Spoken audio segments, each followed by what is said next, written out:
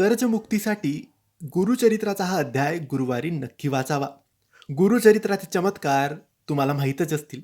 परंतु संपूर्ण गुरुचरित्र पारायण करणं भरपूर लोकांना अशक्य वाटतं, कारण गुरुचरित्राचे खूप कठीण नियम असतात. परंतु प्रत्येक गुरुचरित्र अध्यायाचे वेगवेगळे अनुभव येतात आणि वेगवेगळे लाभ होतात.